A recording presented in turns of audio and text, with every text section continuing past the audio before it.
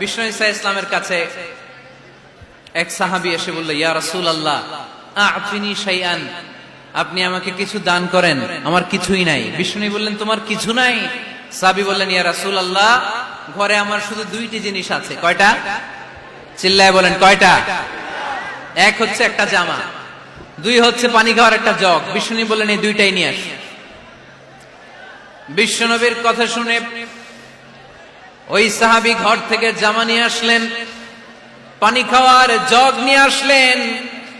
বিশ্বনবী সাল্লাল্লাহু আলাইহি ওয়াসাল্লাম ওনার মুবারক হাত দিয়ে এক হাতে জামা ধরে আরেক হাতে পানির জগটা ধরে সাহাবীদের দিকে উদ্দেশ্য করে বললেন, মাইয়াশতারি হাদাইন, এই দুইটা জিনিস কেনার মতো কে কে আছে দেখি।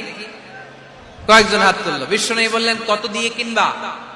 এক সাহাবী বলে, ইন্নী আশতারিহিমা বিদিরহাম, ও নবী যদিও এগুলো আমার দরকার নাই, কিন্তু আপনি যেহেতু নিলামে ডাক তুলেছেন, ইয়া রাসূলুল্লাহ ইয়া হাবিবাল্লাহ, আপনার সম্মানে আমি 1 দিরহাম দিয়ে দুইটা জিনিস কিনে নেব। 1 দিরহাম, একটা জামা, একটা পানি খাওয়ার জগ, দাম কত? 1 দিরহাম। বিশ্বনবী বললেন, না না, 1 দিরহাম তো অনেক কম হয়ে যায়, মাইয়াজিদু আলা যালিক, এর চেয়ে বেশি দামে কে কিনবা? আরেক সাহাবী হাত তুলে বলতে লাগলেন, ইয়া রাসূলুল্লাহ ইয়া হাবিবাল্লাহ ওয়া ইন্নী আশতারিহিমা বিদিরহামাইন, আমি এই জামাটার পানি খাওয়ার জগটা 1 দিরহাম নয় 2 দিরহামের বিনিময়ে কিনতে চাই। বিষ্ণু ঈসা ইসলাম ওই সাহাবাকে দিয়ে দিলেন। দিয়ে 2 দিরহাম নিয়ে যে লোকটা ভিক্ষা করতে এসেছিল তার হাতে 2 দিরহাম দিয়ে বললেন, যাও 1 দিরহাম দিয়ে ঘরে খাবার কিনে দিয়ে আসো, আরেক দিরহাম দিয়ে একটা কুঠার কিনে নিয়ে আসো। শুনতেছেন? কি কিনে নিয়ে আসো? কুঠার দিয়ে কি করে? গাছ কাটে।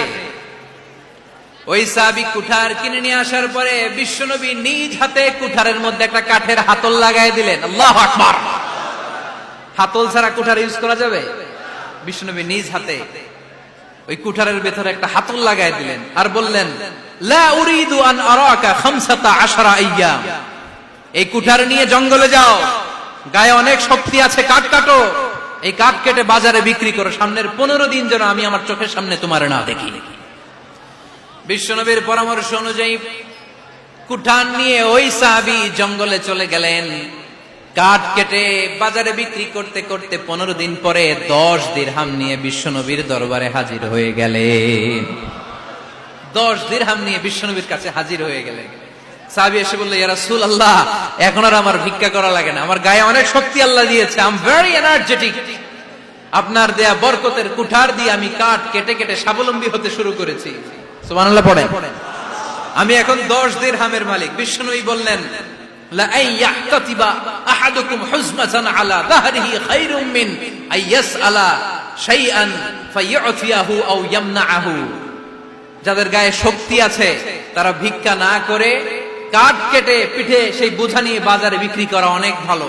কারণ কারো কাছে যদি তুমি হাত পাতো সে দিতেও পারে, নাও দিতে পারে, আর কষ্ট করলে কষ্ট কোনোদিন বৃথা যায় না। চিল্লায় বলেন ঠিক কিনা? বিষ্ণু ঈসা ইসলামের অনুপ্রেরণায় এই সাহাবা অল্প কিছুদিনের ব্যবধানে স্বাবলম্বী হয়ে গেলেন।